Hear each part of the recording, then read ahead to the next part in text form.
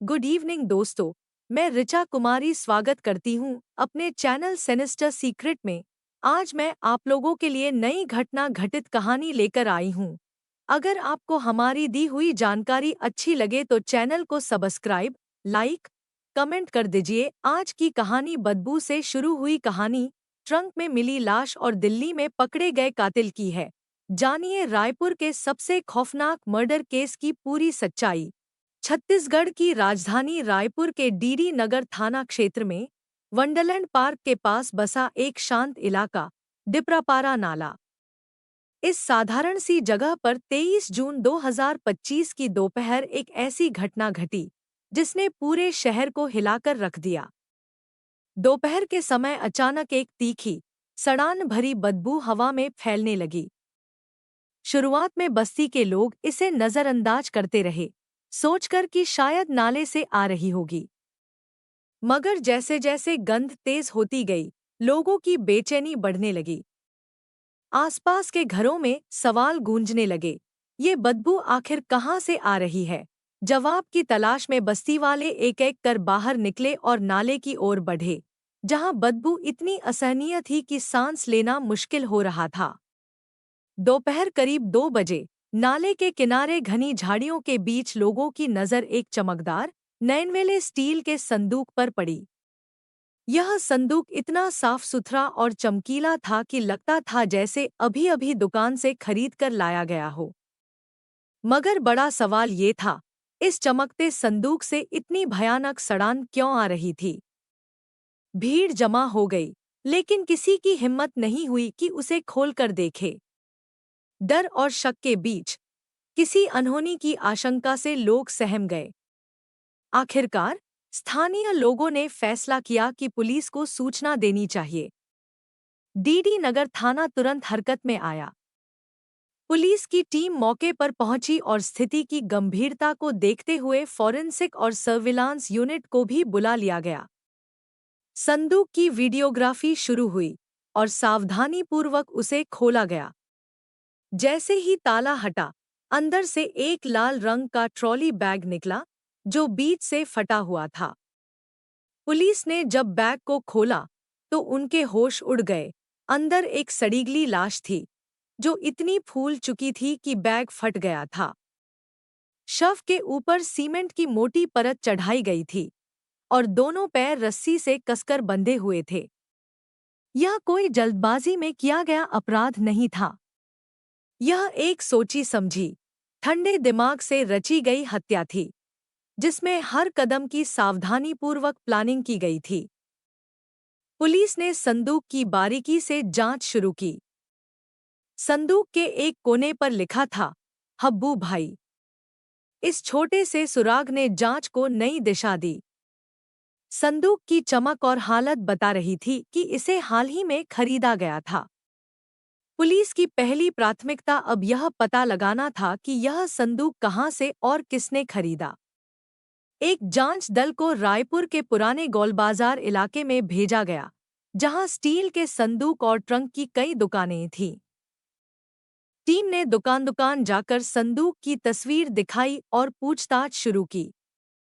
शुरुआती 4 दुकानदारों ने इसे पहचानने से इनकार कर दिया, लेकिन 5वीं दुकान, शब्बीर स्टील ट्रंक फैक्ट्री, पर पहुंचते ही मामला सुलझने की ओर बढ़ा। दुकान के मालिक हब्बू भाई ने तस्वीर देखते ही बिना हिचक कहा, साहब, ये संदूक तो मेरी दुकान से ही गया है। 22 जून को एक पुरुष और एक महिला इलेक्ट्रिक स्कूटर पर आए थे। दोनों ने चेहरा कपड़े से ढक रखा था।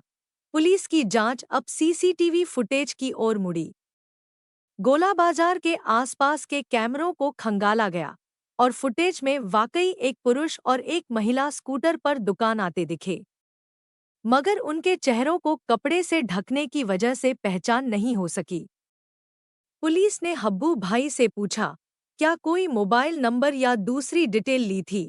जवाब मिला, नंबर तो नहीं लिया, लेकिन उन्होंने पेमेंट ऑनलाइन किया था। यह जानकारी पुलिस के लिए गेम चेंजर साबित हुई।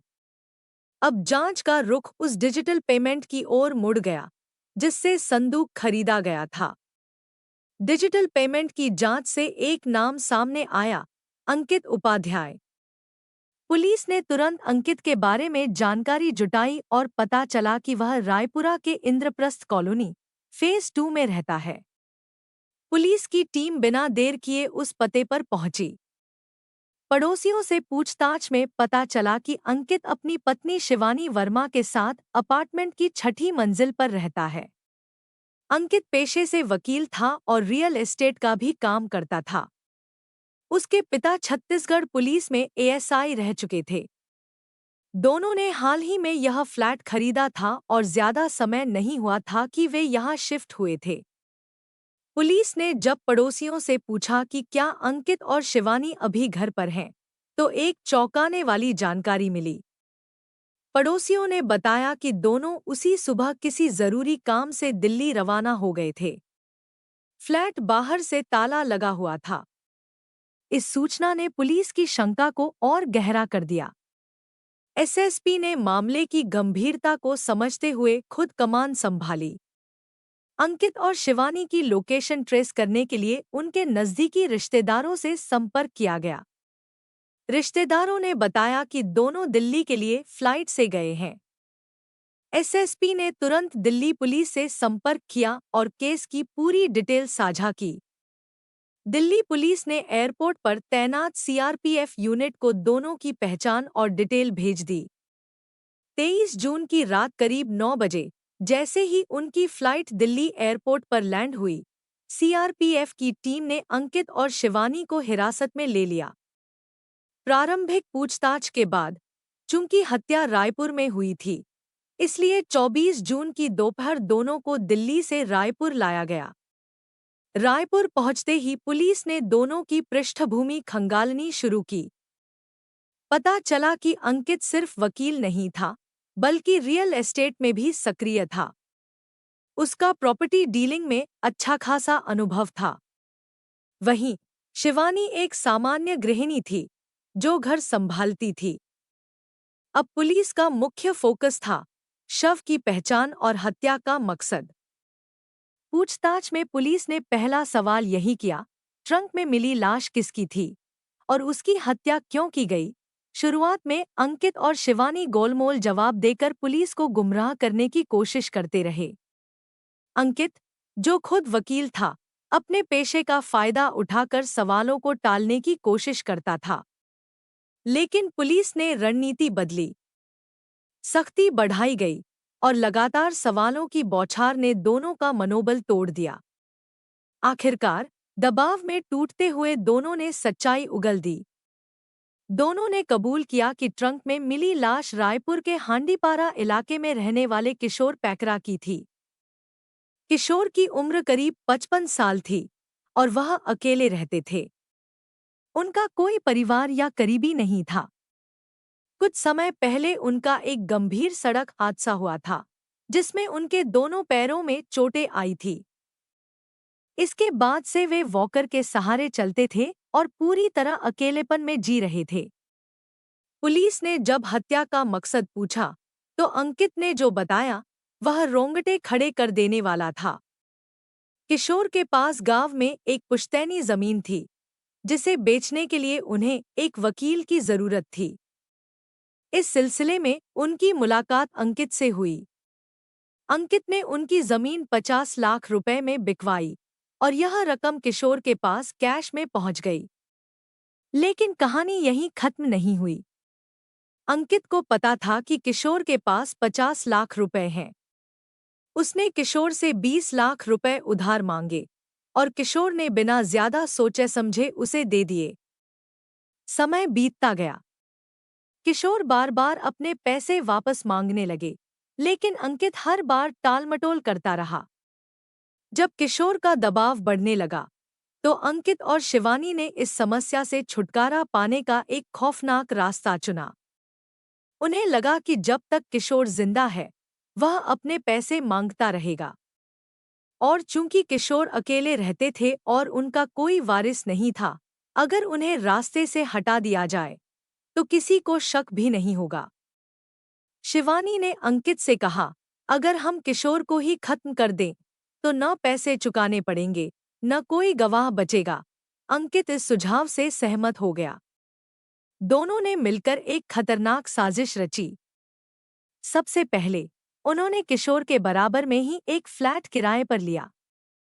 धीरे धीरे इस फ्लैट में हत्या की पूरी योजना तैयार होने लगी। उन्होंने एक बड़ा ट्रॉली बैग खरीदा जिसमें इंसानी शरीर को छुपाया जा सके। एक सेकंड हैंड कार का इंतजाम किया और दिल्ली में एक किराए का कमरा बुक किया ताकि वारदात के बाद वहां जाकर छिप सकें। हर कदम सोच समझकर उठाया गया। हत्या, शव को ठिकाने लगाना, भागना और शायद कभी न पकड़े जाना।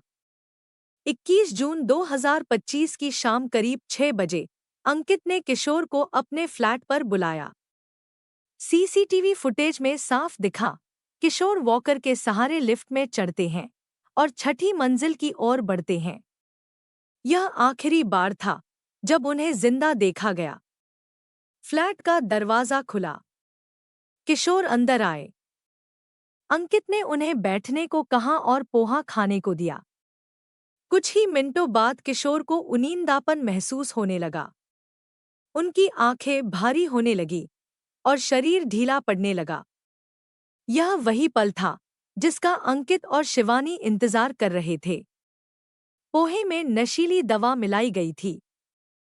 किशोर बेहोशी की हालत में सोफे पर लुढ़क गए। अब साजिश को अंजाम देने की बारी थी। शिवानी ने किशोर के हाथ पैर कसकर पकड़े और अंकित ने उनके गले पर हाथ रखकर दबाना शुरू किया। हवा की नली बंद हुई। दिल की धड़कनें धीमी पड़ने लगी। करीब 15 से 20 सेकंड तक अंकित ने गला दबाए रखा जब तक कि किशोर का शरीर पूरी तरह बेजान न हो गया। लेकिन शिवानी को यकीन नहीं हुआ। उसने कहा, पक्का करो, कहीं जिंदा तो नहीं। अंकित ने दोबारा गले पर दबाव डाला, इस बार और ताकत से, ताकि कोई शक न बचे। कुछ सेकंड बाद किशोर की सांसें हमेशा के लिए थम गईं। कमरे में सन्नाटा पसर गया और वो बदबू जो हर गुनाह के बाद फैलती है।